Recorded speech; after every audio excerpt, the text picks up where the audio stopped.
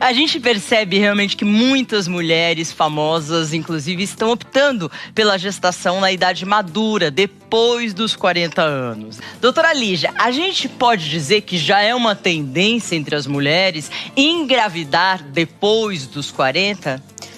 Para as mulheres com mais estudos, sim. Porque o mercado de trabalho compete muito com a maternidade. Então, as mulheres que têm mais oportunidade no mercado de trabalho tendem a engravidar mais tarde. Mas na periferia ainda é uma grande dificuldade por conta da gestação na adolescência.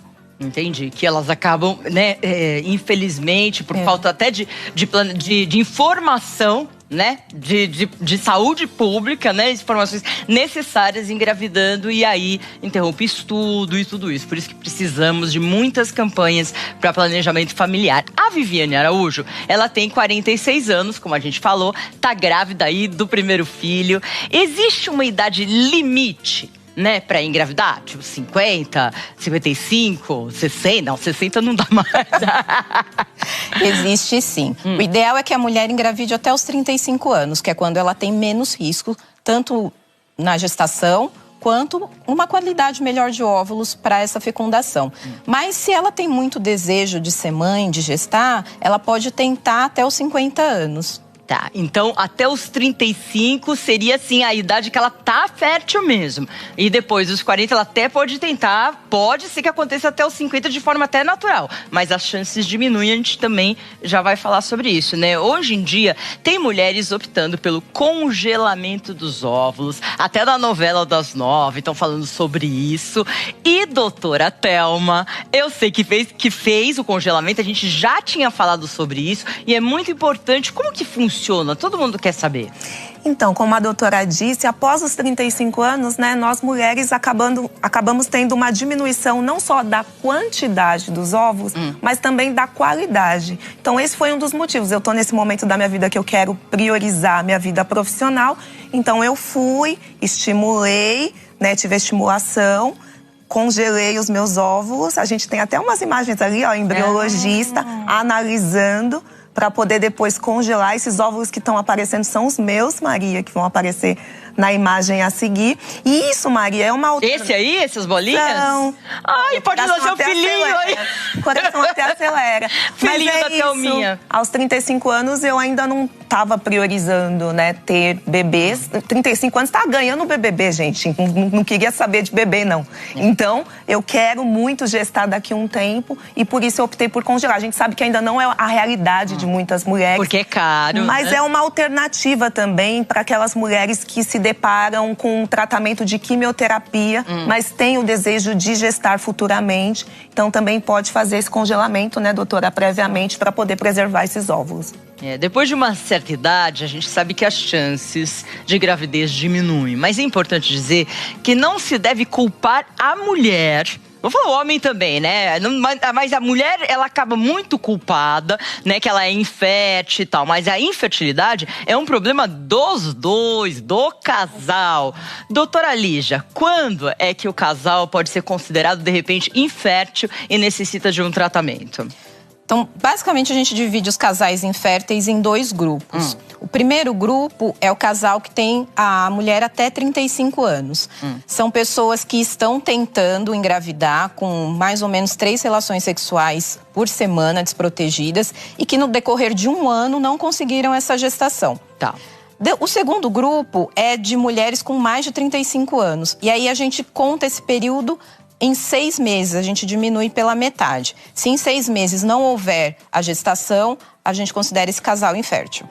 Então, depois dos 40, se 6 meses, tendo relação 3 vezes por semana, daí pode considerar. Os dois daí tem que fazer os exames e tal, pra ver quem, né? Ou os dois são inférteis mesmo. Doutora Lígia, mas para esse casal que está tentando, uma das primeiras alternativas é o coito programado. Isso. Explica um pouquinho para o pessoal de casa o que seria esse coito programado. O coito programado é uma forma mais simples de tentar fazer a fecundação, aumentar as chances de fecundação. Então, é possível que esse casal receba medicamento prescrito pelo médico para induzir a ovulação dessa mulher, aumentar a quantidade de óvulos, e aí eles vão ter relações sexuais no período fértil dessa mulher. E na hora, não tem um negócio, a gente vê em filme às vezes, né? Que é a hora, vamos lá e tal. Mais ou menos assim que funciona, né? É, mais ou menos. O ideal é a gente ter essas relações mais frequentes para aumentar as chances. Entendi. Quando o coito programado não dá certo, uma das opções usadas é a fertilização in vitro. Foi o que a minha seguidora das minhas redes sociais, a Lucilene, fez. Vamos ver. Eu fui mãe quase aos 50 anos. Meu filho nasceu, eu tinha 49 anos. Eu não tive filho antes porque eu me casei tarde. Eu me casei com 43 anos. Eu não acreditava ainda que eu poderia ser mãe. A gente procurou uma clínica de fertilização in vitro, que foi o tratamento que eu fiz. E nós demos, graças a Deus, muita sorte, porque eu engravidei na primeira tentativa. Meu filhinho hoje tem 5 anos e é assim a alegria da nossa casa, da nossa vida. Não foi gravidez de risco, apesar da idade. Eu estava com a saúde ótima, minha gravidez foi tudo absolutamente normal. E eu ainda tive o prazer de poder amamentar, né, meu único filho até aos 2 anos e 4 meses. Então foi uma experiência assim, única. Vou fazer 55 anos e o meu filhotinho vai fazer 6 anos. Então essa história sirva para inspirar outras mamães. Que linda, Lucilene. Olha que graça, né? Uma mulher de 55 anos, falando, tenho 55 anos, tenho meu filho e tal. Mas, doutora, explica pra gente como que é essa fertilização in vitro.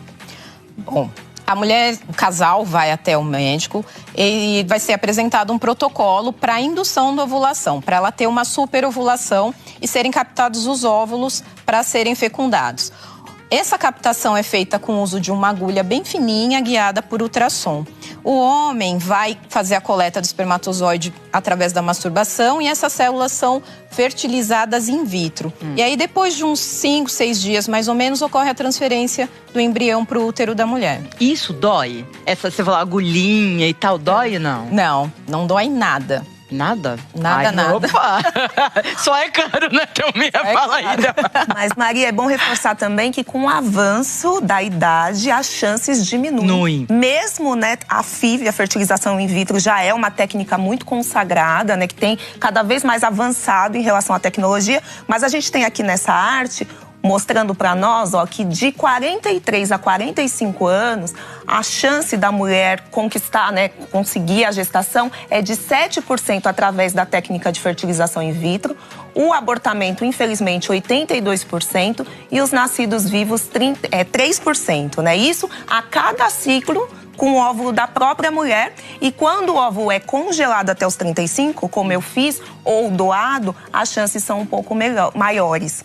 E, gente, o SUS, ele oferece a fertilização in vitro em alguns estados, mas o congelamento de óvulos ainda não. Ainda! Vamos lutar por esse poder da mulher. Se Deus quiser. Que ter no público isso. E as pessoas perguntam muito, né, Maria, por que é caro? Porque as duas técnicas, elas têm alta complexidade, exigem recursos tecnológicos e, por isso, elas ficam caras. E aí, segundo a Associação Brasileira de Reprodução Assistida, o valor de uma fertilização in vitro pode variar ali de 15 a 30 mil reais. Isso vai depender da região do país. Esse valor também vai depender de vários fatores, como a quantidade de medicamentos utilizados e se vai ou não precisar de um estudo genético. Então, infelizmente, Maria, ainda é uma técnica, né, que a gente tem um acesso restritíssimo, mas se Deus quiser, a gente vai conseguir otimizar esses valores, né, doutora? E também trabalhar bem no planejamento familiar. E é super importante. Isso.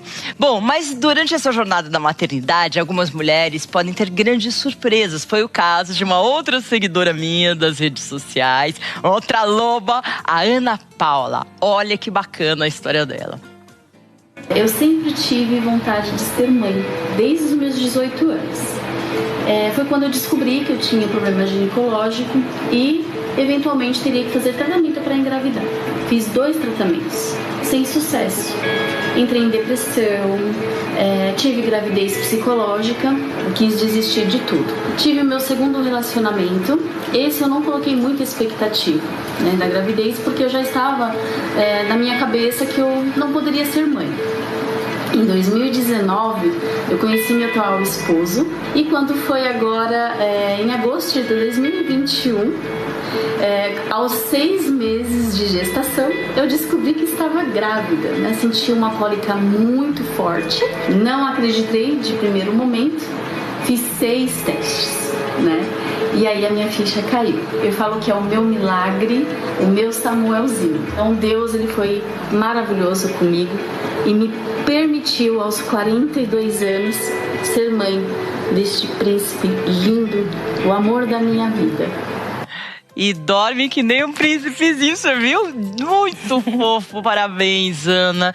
Doutora Lígia, a gente ouve relatos de mulheres que tentaram fazer tratamentos, né? E não deu certo, infelizmente. Depois de um tempo, elas engravidam naturalmente. Aí vem, gente, os palpiteiros que não tem o que fazer de plantão.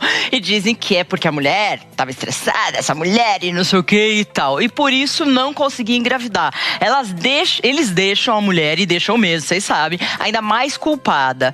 Mas o estresse, doutora, esclarece, não é o único motivo de uma mulher não engravidar depois dos 40 anos, né? Não, de maneira nenhuma. A infertilidade não é uma questão psicológica. É um problema do casal e que tem que fazer com que o casal seja avaliado.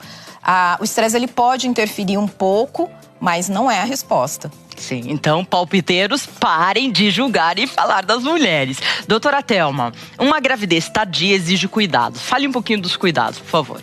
Então, o importante, gente, é fazer o pré-natal. Através do pré-natal, você vai poder acompanhar certinho o desenvolvimento do seu bebê, o desenvolvimento da mãe. É muito importante também realizar um ultrassom morfológico. E de resto, é o que toda gestante vai ter que fazer, né, Maria? É uma alimentação saudável, praticar atividade física, sempre com orientação médica.